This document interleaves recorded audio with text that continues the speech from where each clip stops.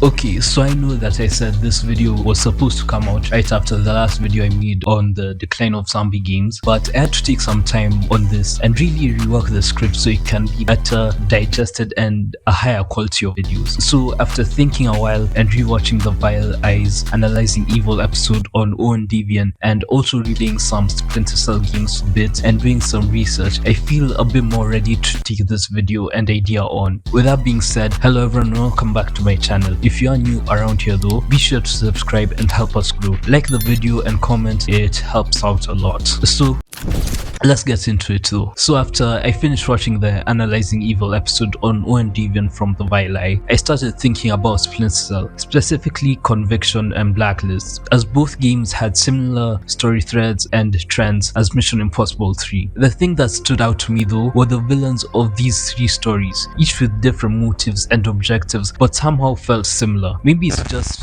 because they're all espionage. Of course though, one villain stood out the most, and that is Owen Davian, because the villains of Conviction and Blacklist seem at least to be more human or more relatable in a twisted kind of way. Whilst Owen is doing this for the love of the game, there is little to no emotion, no gain for him, what he was after and seeking more power for himself. Only it was more personal and rooted with him and Ethan and something more. And maybe it was the acting of Philip Seymour Hoffman that really sold Owen or made him more menacing and terrifying, which made him so much more memorable than these villains from Splinter Cell. He seems way more ruthless but also manages to balance that out with his charisma and how he uses it to get into the positions he wants. Owen also seems to be more interested in the psychological torture side of things. I mean, look at the first scene of Mission Impossible 3. He drags in Ethan's wife while he's tied to a chair after beating and torturing the hell out of him just to kill her and add more pain onto Ethan, and whole time Ethan didn't even know it was his wife, I think, if I'm remembering correctly. I don't remember actually.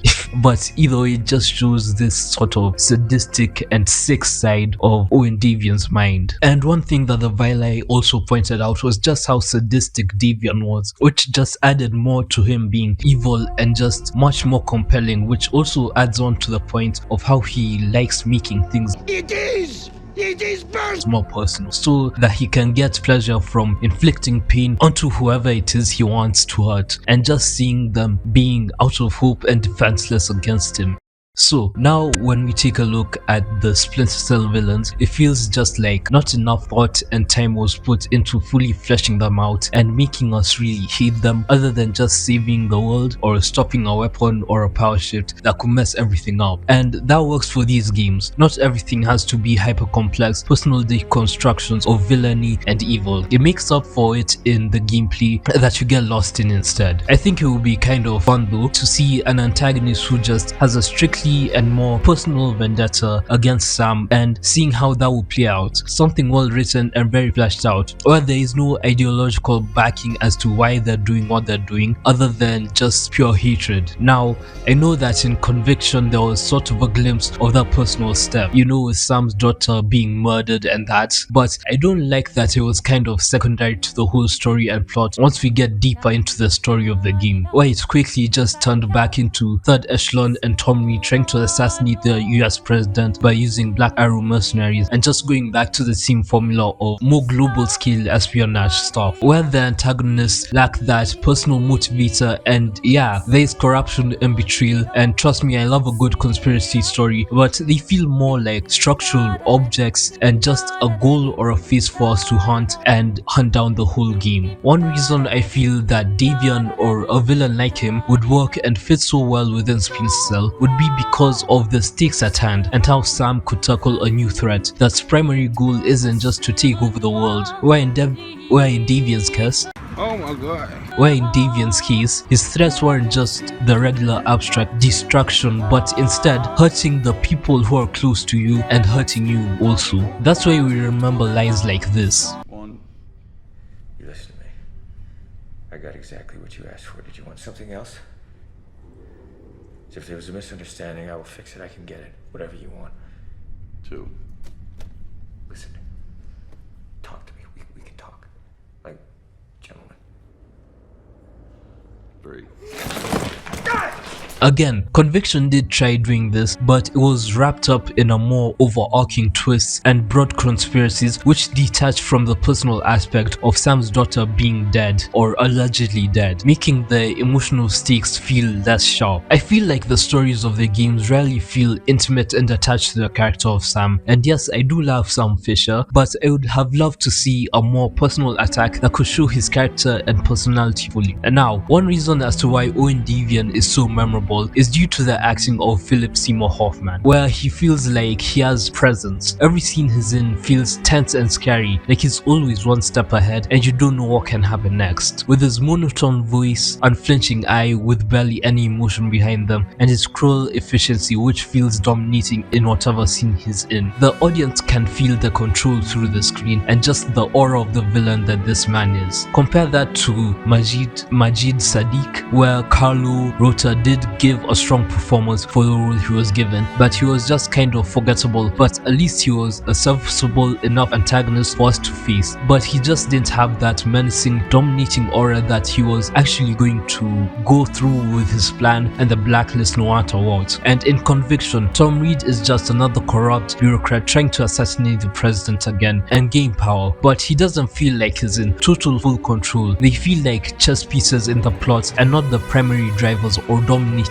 figures. And believe me, I get it. I love following the red string and uncovering a conspiracy and trying to save the world while time is running out, and it is a thrill and satisfying, but in a different type of way. And I know that these are two vastly differently written pieces of media, but I feel some versatility and flexibility would be due because it just seems like it works together so well. Davian is truly terrifying because he isn't morally ambiguous, he's just evil as hell. He doesn't pretend that he's fighting for a cause or anything, he just doesn't give a damn. He's doing it for the pure love of the game, while Splinter Cell villains are more morally grey and sometimes even a bit relatable with their motivations and how they got there in the first place. They feel more politically relevant while still staying on the safe side of writing and not being viscerally scary to us. They lack that sort of edge that will make them stick in our minds and become iconic in the series. So I guess what really made me want to make this video in the first place was kind of how it seemed that these villains had no emotional payoff. They come for one game and then they go again. Maybe they make a return in another game, but it's the same thing.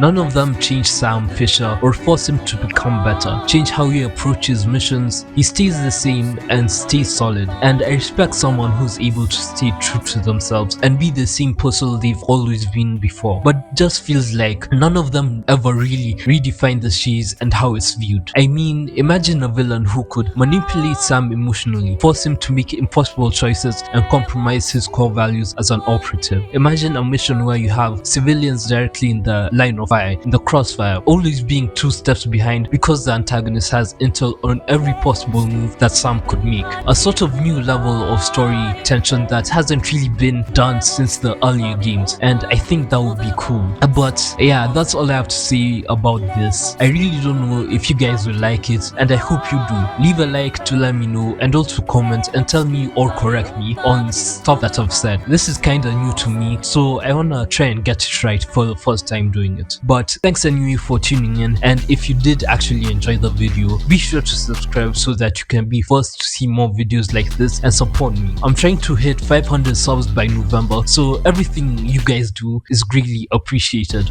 All the criticism, all the comments, all the likes, even the even the dislikes, they help me see what I need to do better, how I need to improve, so that I can truly make the videos I want to make. So yeah, thank you all for watching, and I'll see you guys in the next video. So bye.